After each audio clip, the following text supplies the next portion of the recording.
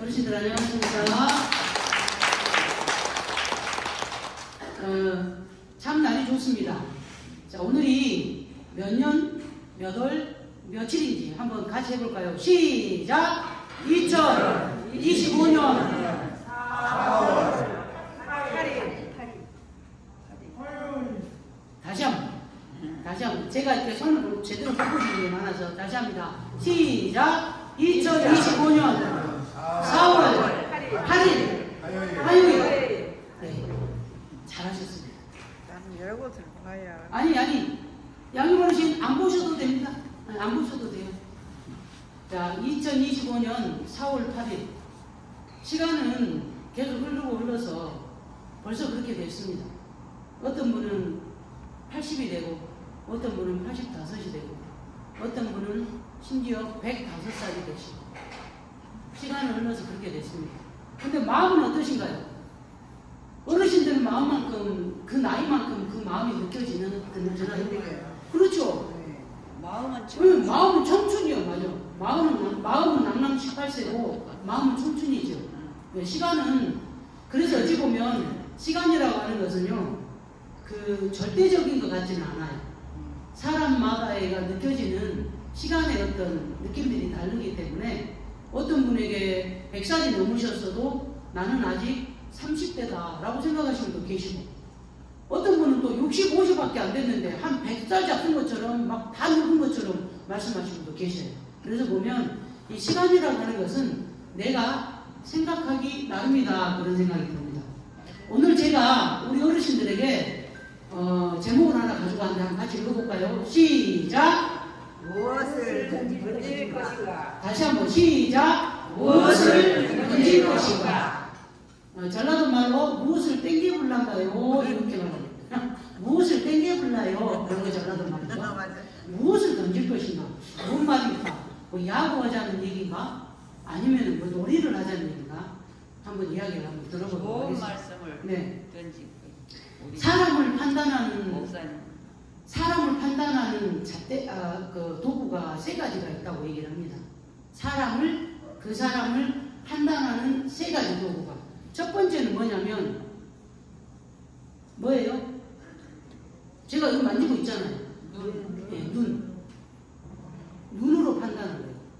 그 사람의 첫 인상을, 그 사람 누군가를 만났어요. 그러면 그 사람을 첫 번째 판단하는 것은 뭐냐면 눈인데 그 눈으로 딱 7초 동안 그 사람을 벌써 판단하는데 몇 초? 7초 한번 세볼까요? 시작!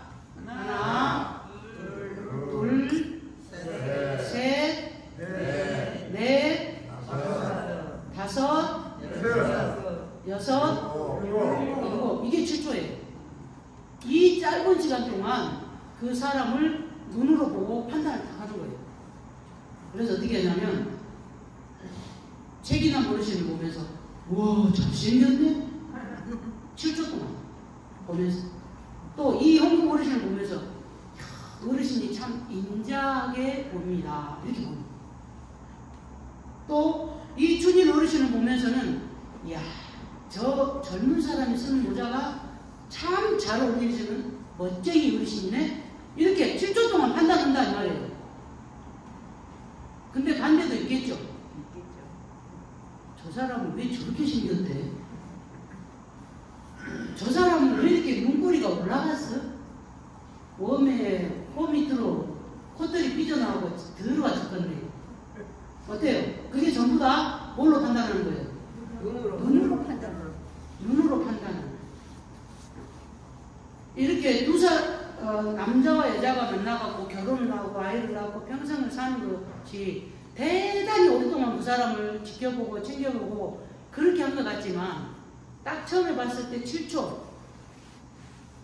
그것이 이 사람을 내가 호감으로 아니면 비호감으로 볼 수도 있는 그게 바로 이 눈이라고 합니다. 그 다음에 두 번째가 뭐냐면 뭐예요? 손가락, 손끝이 손끝으로 사람을 판단합니다. 그러면 주로 어떻게 그랬어요? 그 사람을 만져보겠죠. 손끝 좀 만져보지 않나요? 네. 그런 것도 있어요. 또 하나 있어요. 손끝으로 판단한다는 의미에는 그 사람이 음식을 만들어줬을 때 손으로 만들었고 그것을 내가 손으로 먹잖아요. 그런 판단도 들어갑니다. 뭔 말인지 아시겠어요? 그래서 그 판단은 주로 어떤 판단일까요? 뭐라 그래야 될까? 그 사람과 나와의 조금 더 긴밀한 어떤 관계가 돼야지 손끝으로 판단을 한 거예요. 맞죠? 예. 그냥 딱 봤는데 손끝도 보다 한번 만져봅시다. 그럴 수는 없잖아요. 남자가 많이 만났는데 당신은 한번 만져보고 판단할게. 그러면 바로 그 자리에서 싸대기 한 3대 나가고 옥수수 다 털리고 그 다음 뭘 고소를 해보죠. 이상한 겁니다. 그런데 그러려면 어떻게 해야 되냐면 눈으로 먼저 그 사람을 판단을 하죠. 그리고 나서 더 가까워져야만 손끝으로 판단이 가능한 거예요. 그 손끝의 판단은 어르신들 이상한 생각하지 마시오. 주물주물해가 그런 것이 아니라 그 사람의 성품이나 그 사람의 아니면은 성격이나 그 사람이 무엇을 잘하는지 또 무엇을 좋아하는지 어떤 스포츠를 좋아하는지 어떤 스포츠를 그런 것도 역시 다 그런 것들을 통해서 손끝으로 판단한다 이렇게 보는 것입니다. 그 다음에 3번째가 있어요. 가장 중요한 게 뭐냐면 뭘까요? 가슴이에요. 가슴으로 어떤 사람을 판단을 해야 돼요. 마음이 아니라 가슴이라고. 가슴이라고 하는 것은 마음보다 조금 더 의미가 따로 있는 것인데 뭐냐면 우리가 무슨 슬픈 일을 당했을 때 너무 가슴이 아프잖아요. 그랬죠? 얼마 전에 우리가 무안공항에서 너무나 많은 사람들이 안타까운 죽음을 보게 됐습니다. 그랬죠? 그때 어떤가요? 막 기분이 좋던가요? 그런 분 계시면 병원에 가봐야 돼요. 그런 슬픔을 보고 기분이 좋으면 병원에 가봐야 되는 사람. 보통은 어떨까요? 가슴이 너무 아픈 거예요. 마음이 너무 아프고 가슴이 너무 아프고 어떻게 좀 해주고 싶고 그래서 많은 사람이 가서 자원봉사를 하면서 유가족들에게 식사도 제공하고 거기 온 사람들에게 여러 가지 편의를 제공하고 그런 일을 하지 않습니까? 그게 바로 가슴입니다. 누군가를 사랑하는 것은 어떤 것이 판단을 하는 걸까요? 가슴이 판단하는 거예요. 눈과 손과 가슴이 판단을 해서 누군가를 사랑하게 됩니다. 그렇죠? 그 3가지 판단을 해야 되는데 요즘에는요 이상하게 변질이 됐어요. 자, 손끝으로 판단하는 것은 뭐냐면 손끝으로 사람을 죽여버려요. 요즘에 어르신들 휴대폰이 있죠? 전부 다 손가락으로 해요. 댓글이라는 걸 달아. 댓글이 뭔지 아세요? 어떤 사람이 동영상을 올리고 유튜브로 또 어떤 사람이 글을 써서 올려요. 어떤 네이버라든지 다음이라든지 지금 다음 거의 안 쓰는데 아니면 페이스북이나 이런 것들에 글을 써 올리면 그 밑에다가 악플을 막 달아요. 얼마 전에 그 젊은 배우가 자살을 했고 또 요즘 들어서 많은 사람들이 자살을 하는 게 나와요. 근데 그 사람들의 대부분이 보면 악플 때문에 죽는 사람이 많아요. 악플이 뭐냐면 아니 무단시 올려놓은 동영상에다가 막 쓸데없는 막 욕을 하고 막 악담을 하고 막 그러는 거예요. 심지어는 자기 가족을 막 욕을 하기까지 하고 그러는 거예요. 제가 많이 보는 자주 보는 유튜브 중에 뉴시가라고 있어요. 뉴질랜드 시골의 가족 이야기. 뉴시가라고 하는 그 프로를 자주 봐요.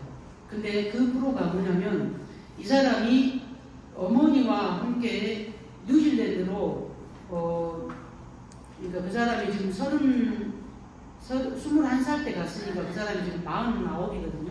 그러니까 거의 20년 가까이 지금 뉴질랜드로 간 지가 그런 사람이 어머니가 이제 병을 얻어서 돌아가시게 됐는데 온 가족이 자기 아내와 아이들과 함께 온 가족이 어머니를 집안에서 거기는 또 워낙에 땅은 넓은데 그런 어떤 우리 한국처럼 병원 많고 막 그러지가 않아요.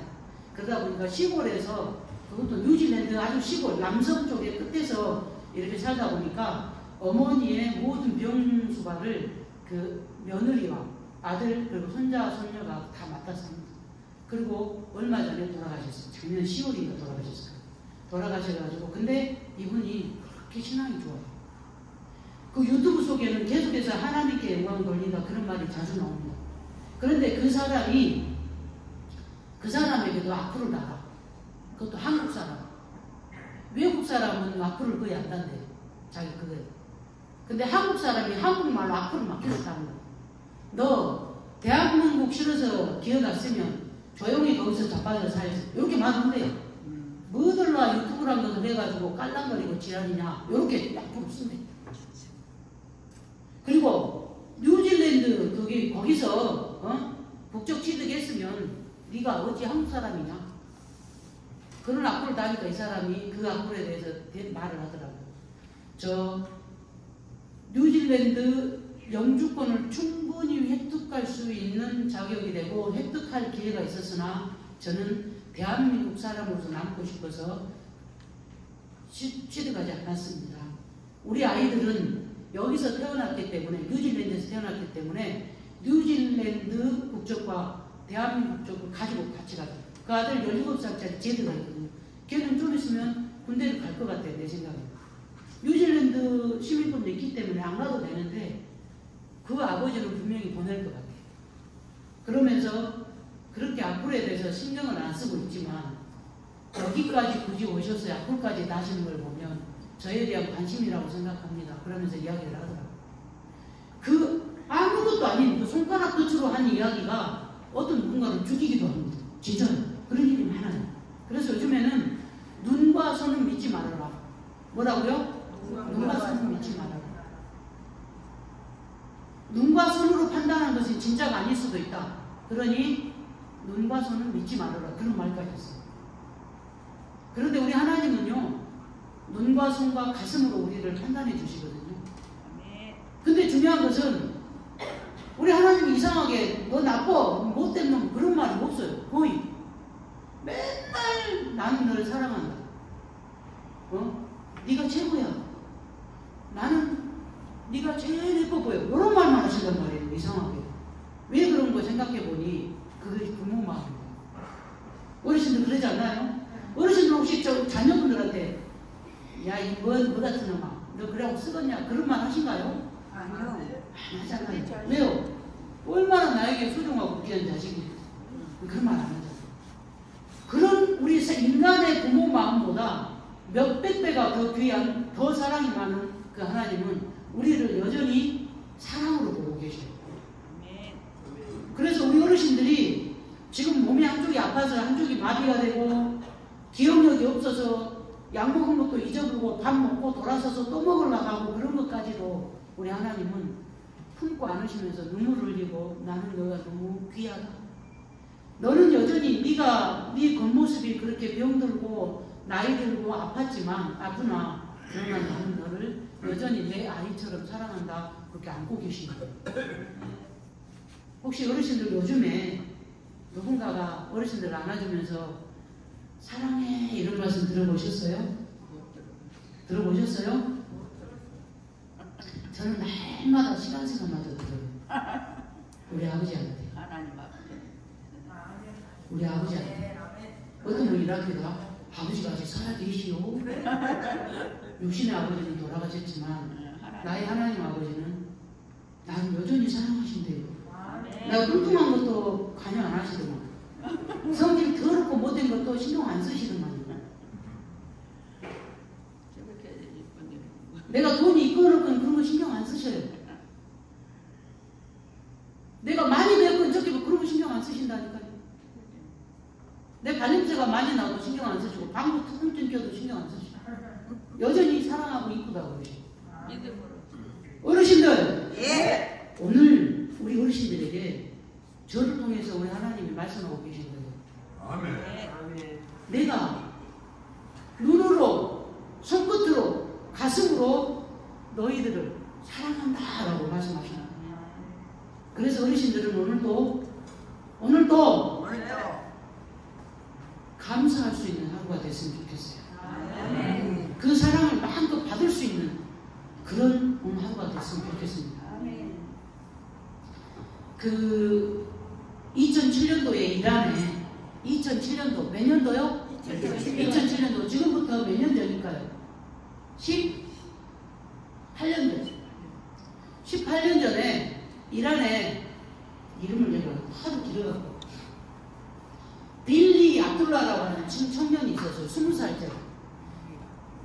그 청년이 지금 몇 살이 됐을까? 18년 전이니까 20살이니까 지금 38살이 됐거든요. 18년 전에 20살인 빌리 압둘라라는 친구가, 그 친구 이름이 또 있는데 너무 길어요. 압둘라 후세인 자다. 빌리 압둘라라고 하는 그 청년, 20살 청년이 압둘라 후세인 자다라고 하는 그 친구가 둘이 친구였어요. 시장에 같이 이렇게 가다가 20살짜리 청년이 먼저 압둘라 와 한마 이름 어려운 거 빌리 압둘라가 그 친구를 이렇게 톡 쳤어. 그러니까 이 친구가 갑자기 발로 탁 차버린 거야. 서로 장난 그렇게 하죠. 처음에는 이런 장난이 막 커져갖고 뒤에 막 싸우잖아요. 그러다가 이 빌리 압둘라가 성질이 나고 칼로 그 친구를 찔러서 죽여버려요. 18년 전에 실제로 어디에서요? 이란에서. 이란에서. 그래서 이란의 법정에 딱 서서 친구 살인 혐의로 사형을 선고받습니다. 사형을. 왜 그러냐면 그냥 죽인 게 아니고 칼로 너무 많이 찔러 죽여버렸고, 보통 그 이슬람권의 문화는요, 죽으면 죽음으로 이런 어떤 문화가, 눈에는 눈, 이에는 이, 그런 어떤 법이 굉장히 크게 적용을 해요. 그래서 친구를 살해했으니 너도 죽어야 돼. 그런데 그 죽음을 어떤 식으로 사형을 집행하냐면 쿼사스라고 하는 법을 주는. 쿼사스. 뭐라고요? 쿼사스가 호가 아니고, 죄송합니다. 퀴사스. 한번 해봅시다. 시작. 퀴사스 법이 뭐냐면 사형 집행을 피해자의 가족이 해요. 보통은 사형은 어떻게 하냐면 사형 집행관이 따로 있거든요. 그런데 이 퀴사스 법은 뭐냐면 피해자의 가족이 사형을 집행을 하는 거예요. 그래서 이름이 어려워서 빌리 압둘라가 이제 목에 사형 그 있죠. 목에다가 이렇게 하는, 목이 목매다가 죽이거든요. 목에 이렇게 딱 그걸 걸고 의자 위에, 의자 상판 위에 딱 이렇게 서 있습니다. 그러면 그 의자를 이제 그 자기가 죽인 그 친구의 엄마 아버지가 와서 그 의자를 발로 차버려요. 그러면 목이 매서 마지막으로 죽음을. 그게 퀴사스 거예요. 그래가지고 많은 사람들이 보는 데서 왜 그러냐면 살인을 하지 말라고 거기는 공개 처형을 합니다. 공개 처형. 그래서 목에 이 빌리 압둘라가 목에 이미 뭐라 그러죠? 목이 목줄 교수용 줄이 딱 걸려 있고 이제 이걸 발로 차버리면 되거든요.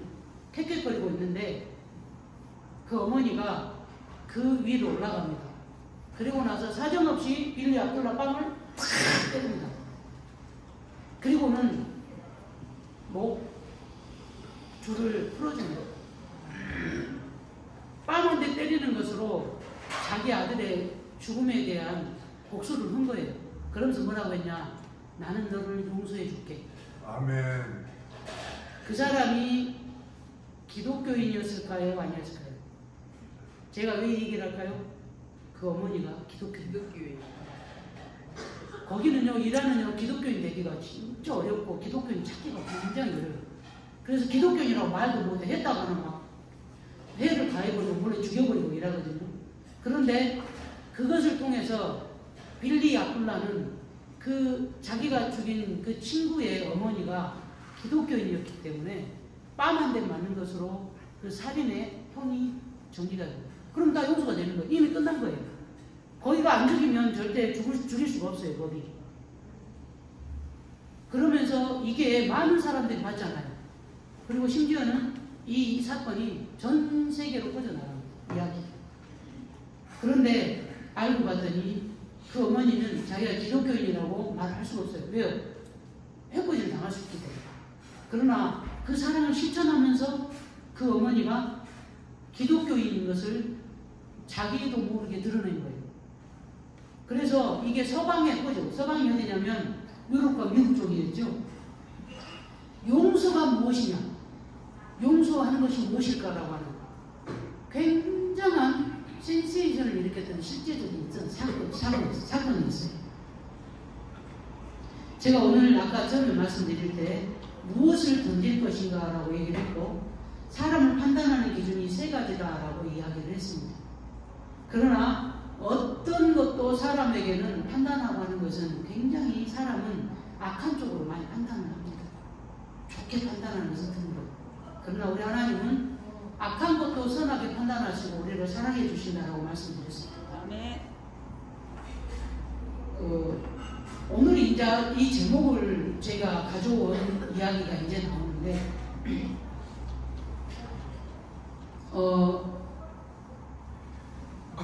작년, 재작년쯤에 곡성에 물난이가 난 거 기억하신가요?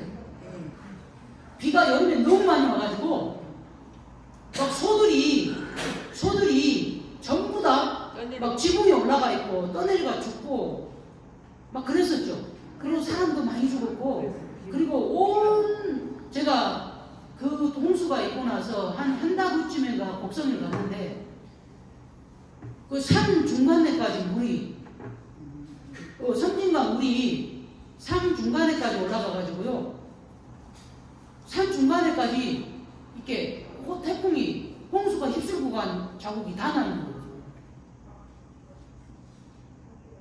홍수는요, 저도 홍수 피해를 받았었거든요. 제가 21살 때인가 대학교 1학년 때 여름 수련회를 갔다 왔는데 우리 집이 꽉 잠겼다게 비가 많이 와갖고, 그래서 내가 응감하지 마 이 새끼야 막 그래, 후배가 그러길래. 근데 진짜 집에 가니까요, 요렇게 지붕이 있잖아요. 요 끝에 여기만 남기고 다 잠겼어요. 그때요, 아무것도 건질 수가 없어요. 특히 부산에는 홍수가 나고 물이 차잖아요. 그러면 부산공단이 많아요. 그러니까 기름덩어리, 거기다가 화장실이 넘쳐요. 그 당시에는 수세수 화장실이 별로 없었습니다. 그 당시에 엄청나게, 그러니까 거의 뭐 40년 가까이 된 전에는 옛날 화장실이 많아요. 그러다 보니까, 죄송합니다, 좀 더 복잡한 거인데, 기름덩어리, 똥덩어리 섞여가지고요, 아주 물이 새카매요. 근데 거기에 딱 잠기면요, 일단 사진 있잖아요.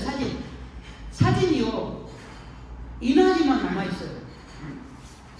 사진 자체에 그림이 하나도 없어. 그 물이 기름하고 막 섞여있다 보니까 인화지처럼 사진 인화할 때 물에다가 담궈서 인화를 하거든요. 그러면 그것은 사진이 나오는데 이것은 사진을 없애버려요.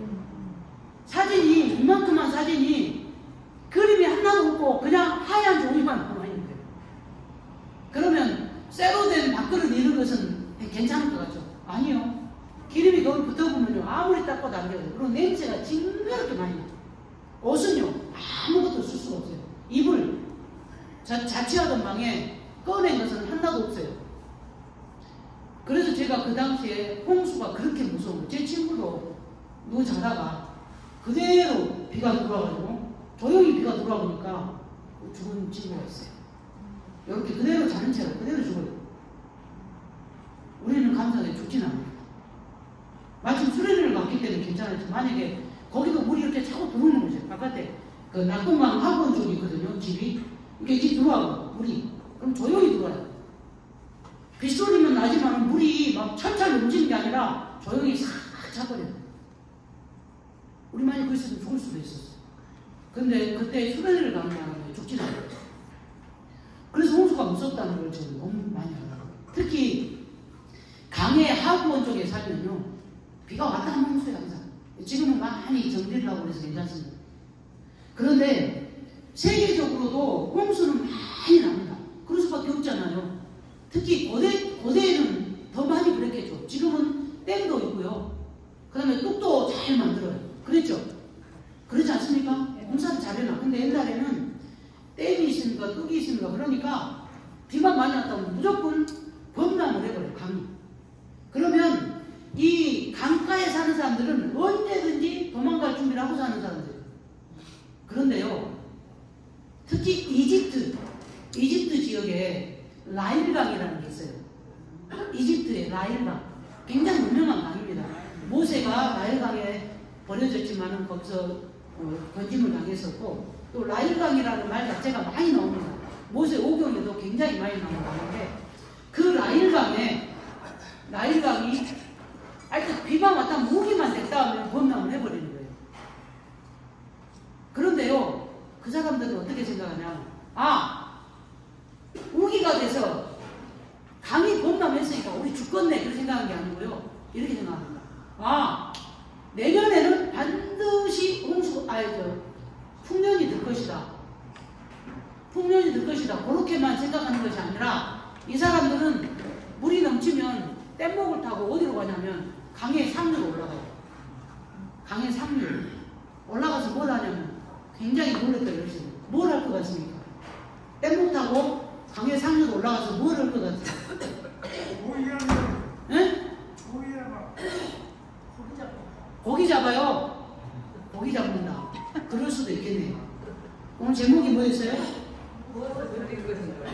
뭘 던질 것 같지 않아요? 그 사람들은 강이 홍수로 범람을 하면 뗏목을 타고 강 상류로 가서 뭘 하냐면 곡식을 뿌립니다. 곡식을 던져요. 곡식을. 그러면 홍수가 나는데 그 곡식을 어떻게 먹었어요? 그러나 모든 강물은 언젠가는 줄어들고 범람한 자리에서 물은 빠지지만 뭐가 남을까요? 씨앗이 남아요. 씨앗이 남고 강이 범람했다는 것은 흙과 같이 내려왔는데 그 흙이 굉장히 토질이 좋은 흙이 내려옵니다. 그래서 그것을 뿌려놓으면요, 그 다음에 엄청난 양의 수확을 할 수가 있어요. 그래서 제가 오늘 제목을 무엇을 던질 것인가 라고, 그들은 그 홍수의 시기에, 강이 범람하는 그 시기에 오히려 역으로 상류에 올라가서 씨앗을 뿌렸어요. 그리고 그 다음에 엄청난 양의 풍년의 수확을 그들이 얻게 됩니다. 우리 어르신들은 지금 혹시 강이 범람하는 시대 아닐까요? 우리 어르신들에게 건강이 좋지 않아서 기억이 자꾸 없어져서 홍수를 맞고 있습니다. 인생의 뚝이 다 무너진 것 같아요. 더 이상 소망도 없고 희망도 없는 것 같은 그런 어떤 나이가 됐고, 그런 몸이 됐고, 그런 정신이 됐어요. 그러나 오늘 하나님은 무엇을 던질 거냐고 어르신들에게 지금 물어보고 있지 않습니까? 그때 포기하고 주저앉아 있으면 결국 그 범람한 물에 빠져서 죽을 수밖에 없겠지만, 그들은 일어나서 상류로 뗏목을 타고 올라가서 오히려 씨앗을 뿌렸다는 말이에요. 우리 어르신들은 무엇을 던질 것인가를 지금 보라는 그 얘기입니다. 그러면서 제가 앞에 판단의 이야기를 했고 용서의 이야기를 했습니다. 맞죠? 네. 우리 어르신들은 무엇을 이렇게 힘들고 나는 죽겠는데 내 꼴을 좀 봐봐라, 니 지금 뭔 소리 하냐, 그런 말을 하고 계실 건가요? 그러면 이미 어르신들은 그 홍수에, 범람한 홍수에 침몰돼가지고 이미 지금 죽어가고 있는 거예요. 그런데 오히려 나도 한번 던져봐야 되겠다, 나도 한번 뿌려봐야 되겠다, 무엇을 뿌릴 것인가 생각을 하게 된다면 우리 어르신들은 이미 승리한 인생이에요. 무엇을 뿌릴까요? 믿음 좋습니다. 왜 그러냐면 그 믿음의 씨앗을 뿌리게 되면 나는 천국이라는 엄청난 수확을 얻게 돼요. 또 있어요. 사랑을 뿌려야죠. 이해를 뿌려야죠. 이해. 서로 지지해주고 칭찬해주고 서로에게 좋은 말 해주고, 그것을 뿌리게 되면 우리 어르신들한테 정답 혼자일 것 같습니까? 어르신들이 손해일 것 같습니까? 아니에요. 네.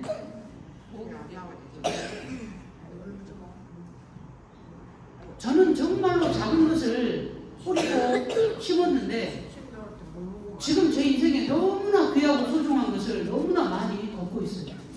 그래서 저는 너무 감사해요. 믿음이 세상. 어르신들 희망을 한번 뿌려보십시오. 기대를 한번 뿌려보세요. 내 인생 이것이 끝났어. 더 이상 그런 말 절대로 그런 말을 듣지도 말고 말하지도 말고 쓰지도 마세요.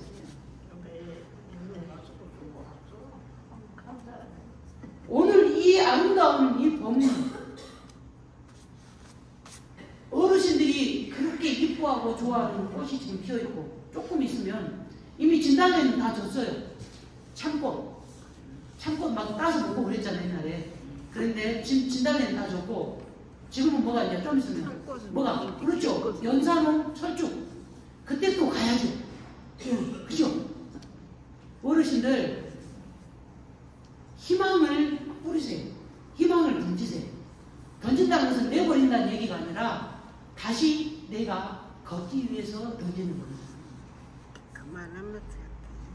어르신들! 예. 어르신들! 예. 어르신들은 제가 항상 그랬죠. 어르신들은 뭐라고요? 보석이에요, 보석.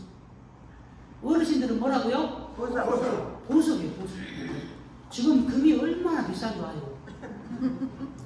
진짜 비싸요. 금이 너무너무 비싸졌어. 얼마 전에 우리 동해 어머니 1,500만 원 들었대잖아요. 목걸이, 반지, 팔찌 1,500만 원. 열돈 이렇게 함께 1,500만 원 들지. 옛날에는 그렇게 안 들었어요. 내가 생각할 때는 그러니까 옛날도 아니요. 한 3년 전만 해도요. 3년 전만 해도 그거 30돈 해봐야 한 700만 원 정도면 했어요. 진짜요. 근데 지금은 1,500원 배가 올랐잖아요. 그렇게 비싸요. 그런데 우리 어르신들은 왜 자기 스스로를 갖다가 보석인 우리 어르신들 스스로를 갖다가 금값밖에 못하게 취급을 하셔요? 아니, 우리 어르신들은 엄청나게 소중하고 귀중한 어르신입니다. 누구든지 어떤 사람들은 사람의 눈으로 아이고 제 양반 다리가 불편하네, 아이고 제 양반은 왜 저리 기억력이 없었나 그렇게 말할 수 있으나 우리 하나님은 우리 어르신들을 무엇보다도 소중하고 귀중한 보석처럼 내 새끼처럼 내 자식처럼 품고 있는, 그래서 희망이 있어요. 그리고 또 하나는 그런 어르신들 때문이기 때문에 우리 어르신들은 소중하고 귀중하고 절대로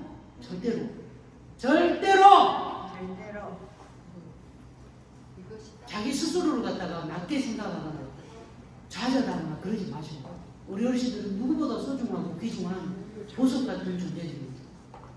어르신들! 예. 무엇을 던져야 된다고요? 지금 막 몸이 안 좋고 기억력도 없고 나이도 많아서 늙었고 이런 지금 상태에서 막 포기하고 주저앉아 있으란 말 아니죠? 예. 뭐라고요? 희망을 던지고 사랑을 던지고 믿음을 던지고 또 뭐요? 서로 이해하고 서로 칭찬하고 서로를 귀히 여기는 그것을 던지고 뿌리면 내일은 우리 어르신들의 인생이 더 멋지고 더 풍성하고 더 행복한 삶이 충분히 될 거라고 믿습니다. 우리 어르신 그렇게 할 수 있죠? 네. 가슴에 손을 좀. 나는 보석이다 한번 해볼게요. 가슴에 손을 좀 보십시오. 자, 시작! 나는 보석!